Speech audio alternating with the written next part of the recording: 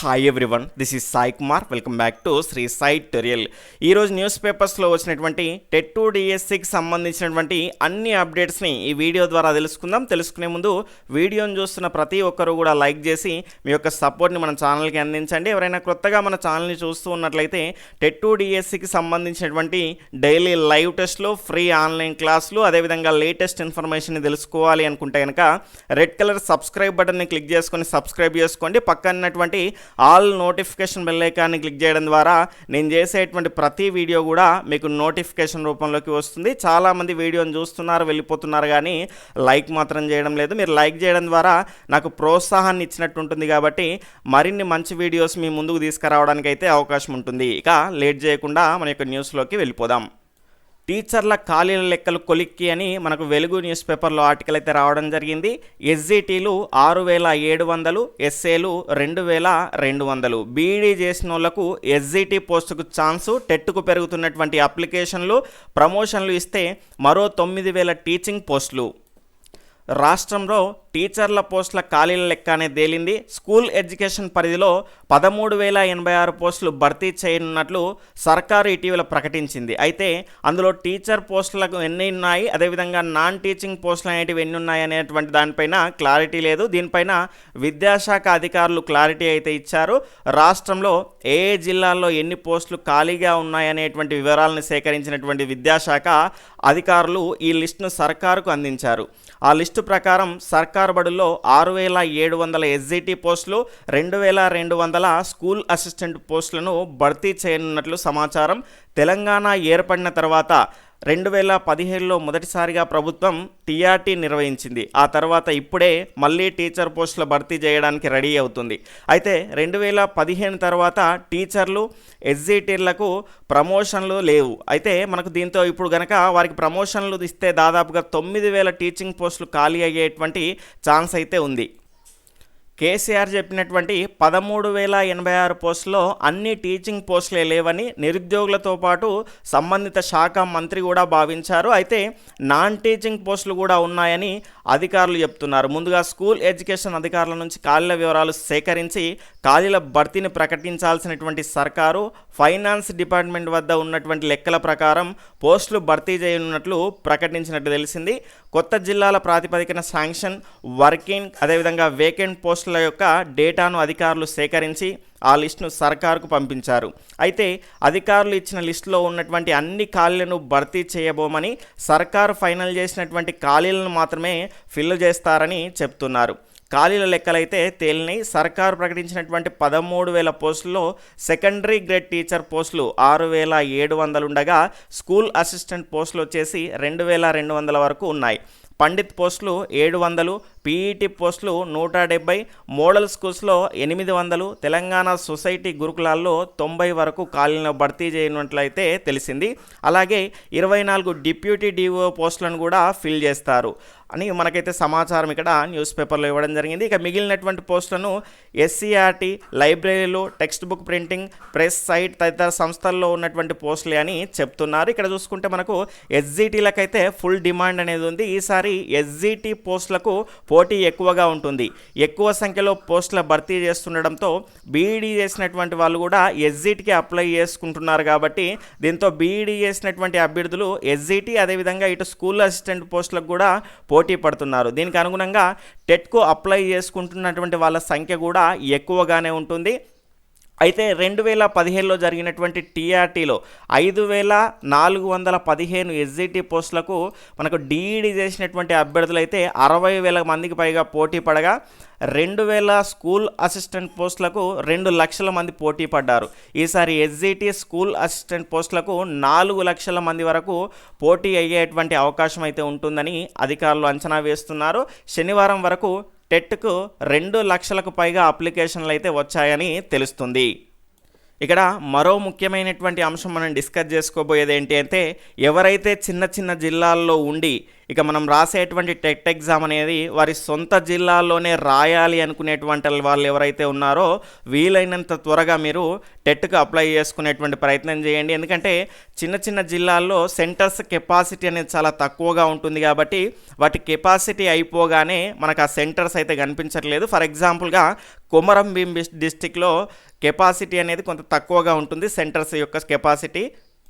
దాని యొక్క capacity fill అయిపోగానే ఆ సెంటర్స్ నుంచి దాన్ని అయితే తీసేయడం జరిగింది. మనకు అప్లై చేసుకునేటువంటి సందర్భంలో అక్కడ ఒక నోట్ కూడా ఇస్తారు. అదేంటి అంటే ఒకవేళ మీరు ఎగ్జామ్ రాసేటువంటి సెంటర్స్ను పెట్టుకునేటువంటి సమయంలో మీకు కావాల్సినటువంటి జిల్లా అనేది కనుక కనిపించకపోతే మీరు గుర్తుపెట్టుకోవాల్సినటువంటి అంశం ఏంటి అంటే అక్కడ సెంటర్స్ కెపాసిటీ అనేది ఫిల్ అయిపోయింది కాబట్టి మీకు దగ్గరలో ఉన్నటువంటి మరో సెంటర్ని మీరు ఎంచుకోవాలి అని అక్కడ క్లియర్గా మెన్షన్ చేస్తారు. కాబట్టి ఇంకా అప్లై చేయని వాళ్ళు ఎవరైనా ఉంటే, చిన్న జిల్లాల్లో ఉన్నటువంటి వాళ్ళు ఎవరైనా ఉంటే కనుక తొందరగా అప్లై చేసుకునేటువంటి ప్రయత్నం చేయండి. ఎవరైనా కూడా వీలైనంత తొందరగా మీకు మీ సొంత జిల్లాలోనే రాసుకోవాలి అనుకునేటువంటి వాళ్ళు అప్లై చేసుకోండి. ఎందుకంటే సెంటర్స్ ఫిల్ అయిపోతే ఆ సెంటర్ని మన యొక్క సెంటర్స్ నుంచి తీసేస్తారు.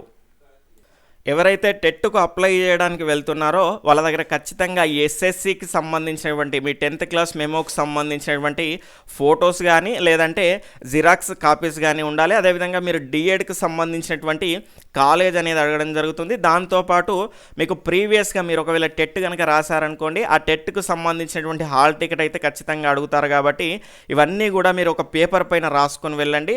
మీకు 10th క్లాస్లో మీ యొక్క నేమ్ అనేది ఏ రకంగా ఉంది, మీ యొక్క ఫాదర్ నేమ్ అనేది ఏ రకంగా ఉంది, మీ డేట్ ఆఫ్ బర్త్ ఎట్లుంది, దాని తర్వాత మీ మదర్ నేమ్ ఎట్లుందో ఆ రకంగానే మీరు ఆన్లైన్లో మీరు అప్లై చేసేటప్పుడు అయితే ఎంటర్ చేయాల్సి ఉంటుంది. కాబట్టి 10th క్లాస్ మెమోకు సంబంధించినటువంటి ఫోటో కానీ, జిరాక్స్ కాపీ కానీ, అదేవిధంగా మీ డిఎడ్కి సంబంధించినటువంటి కాలేజ్ డీటెయిల్స్ అడుగుతారు కాబట్టి మీ డిస్టిక్, మీ కాలేజ్ నేమ్ అడుగుతారు కాబట్టి దానికి సంబంధించినటువంటి ఫోటో, అదేవిధంగా చాలామందికి అడ్రస్ అయితే గుర్తుంటుంది, కొంతమంది గుర్తుండకపోవచ్చు.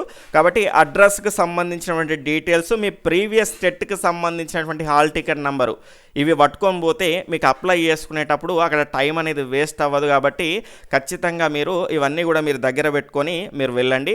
దాంతోపాటు ఇక్కడ మీరు ఆన్లైన్లో అప్లై చేసుకునేటప్పుడు చాలామంది డేట్ ఆఫ్ బర్త్ కానీ, నేమ్ కానీ ఇక్కడ తప్పుగా ఎంటర్ చేస్తున్నారు. మీ 10th క్లాస్లో ఏ రకంగా ఉంటుందో, సర్నేమ్ ఏ రకంగా ఉంటుందో ఆ రకంగా మీరు ఎంటర్ చేయండి. మీ యొక్క డేట్ ఆఫ్ బర్త్ అనేది చాలా ఇంపార్టెంట్. మీ యొక్క నేము, డేట్ ఆఫ్ బర్త్ అనేది ఎంటర్ చేసుకున్న తర్వాత ఇక్కడ మనకు క్లియర్గా మనకు డేట్ ఆఫ్ బర్త్ అనేది వస్తుంది. ఎంటర్ చేసిన తర్వాత మనకు క్లియర్గా కనిపిస్తూ ఉంటుంది. దాని తర్వాత ఇక్కడ బిలాంగ్స్ టు తెలంగాణ స్టేట్ అని అడుగుతారు. ఇక్కడ ఎస్ అని క్లిక్ చేసుకోండి. దాని తర్వాత ఇక్కడ ఇవేమి చేంజ్ చేయాల్సినటువంటి అవసరం లేదు. దాని తర్వాత ఇక్కడ క్యాప్చా ఎంటర్ చేసేసుకొని ఇక్కడ క్లిక్ చేసేసుకొని మీరు సబ్మిట్ కొట్టేస్తే మీ యొక్క పేమెంట్ అనేది అయిపోతుంది. దీనికి సంబంధించినటువంటి జర్నల్ నెంబర్ అనేది వస్తుంది. దీని ద్వారానే మనం నెక్స్ట్ అప్లికేషన్ ప్రాసెస్ అనేది చేయాల్సి ఉంటుంది. కాబట్టి మీరు ఇక్కడ అప్లై చేసుకునేటువంటి సందర్భంలో మాత్రం మీ యొక్క నేమ్ కానీ, ఇక్కడ డేట్ ఆఫ్ బర్త్ అనేది మరి క్లియర్గా ఎంటర్ చేశారా లేదా చూడండి. ఎందుకంటే ఒక్కొక్కరు తప్పుగా ఎంటర్ చేసి మళ్ళీ ఇబ్బంది పడుతున్నారు, 8 ఆప్షన్ ఉంటుందా లేదా అని. కాబట్టి ప్రివ్యూ అనేటువంటి ఆప్షన్ కూడా ఉంటుంది లాస్ట్లో మనం సబ్మిట్ చేసేటువంటి సందర్భంలో.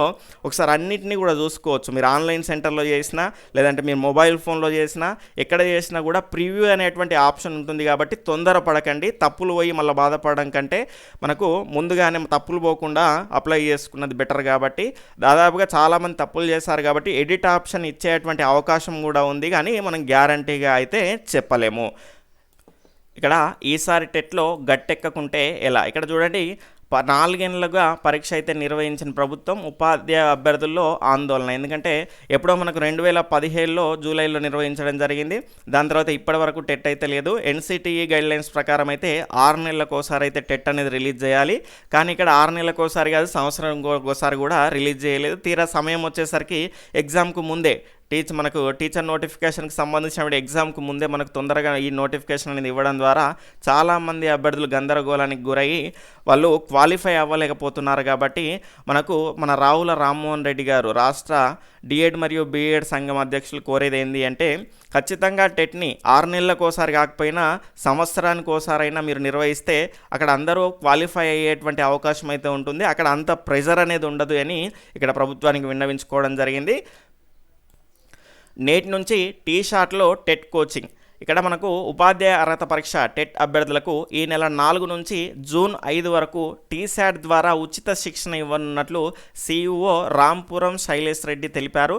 పేపర్ 1 సంబంధించి ఉదయం 8 గంటల నుంచి 8:30 గంటల వరకు, దాని తర్వాత పేపర్ 2 ఉదయం 8:30 నుంచి 9 గంటల వరకు 120 ఎపిసోడ్లను ప్రసారం చేస్తామని పేర్కొన్నారు. డైలీ ఉంటుంది. ఇక్కడ Telugu, English, social studies methodology, దాని తర్వాత సోషల్ స్టడీస్ పాఠ్యాంశాలు, గణితము, సైన్స్, ఈవీఎస్, బయాలజీ, చైల్డ్ డెవలప్మెంట్కి సంబంధించినటువంటి పెడగాగికి సంబంధించినటువంటి మిగిలినటువంటి తదితర సబ్జెక్టులకు శిక్షణ అయితే ఇస్తామని తెలిపారు. వారం పాటు ఓరియంటేషన్ నిర్వహించనున్నట్లు పేర్కొంటున్నారు. అంటే సిలబస్ అనేది ఏ రకంగా ఉంటుంది, ఏ విధంగా చదవాలి అనేటువంటి క్లాసులు అయితే నిర్వహిస్తారు. ఈ నెల 4 నుంచి 9వ తేదీ వరకు. అదేవిధంగా 12 పేపర్లపై ప్రత్యేక అనుభవం కలిగినటువంటి ఉపాధ్యాయులచే ఉదయం 10 నుంచి మధ్యాహ్నం 12 గంటల వరకు ప్రసారాలు అయితే ఉంటాయని వెల్లడించారు. పోటీ పరీక్షల అవగాహన తరగతులతో పాటు మాక్ టెస్ట్, క్విక్ రివిజన్కి సంబంధించినటువంటివి, ఇంట్రెస్టింగ్ జనరల్ నాలెడ్జ్ పేరుతో ప్రత్యేక ప్రశ్నావళిని సిద్ధం చేసి టీషార్ట్ వెబ్సైట్, అదేవిధంగా ఛానళ్ళు, దాని తర్వాత యూట్యూబ్ ద్వారా మీకు అందుబాటులోకి తెచ్చామని శైలేష్ రెడ్డి గారు తెలియజేయడం జరిగింది. టీశాట్ యాప్ను డౌన్లోడ్ చేసుకుంటే అందులో మనకు ఫ్రీ మాక్ టెస్టులను కూడా మనకు అక్కడ అందుబాటులో ఉంచారు. కాబట్టి ఖచ్చితంగా ఎవరైతే కోచింగ్ వెళ్ళని వాళ్ళు, ఫ్రీగా మీరు కోచింగ్ పొందాలి అనుకునేటువంటి వాళ్ళు దీన్ని యూటిలైజ్ చేసుకునేటువంటి ప్రయత్నం చేయండి. ఈరోజు ఉన్నటువంటి అప్డేట్స్ అన్నీ కూడా ఇవి. మరిన్ని అప్డేట్స్ అన్నీ మీరు త్వరగా తెలుసుకోవాలి అనుకుంటే కనుక మన ఛానల్ని సబ్స్క్రైబ్ చేసుకొని పక్కన ఆల్ నోటిఫికేషన్ బెల్ ఐకాన్ని క్లిక్ చేయండి. Okay friends, bye, take care, జై హింద్.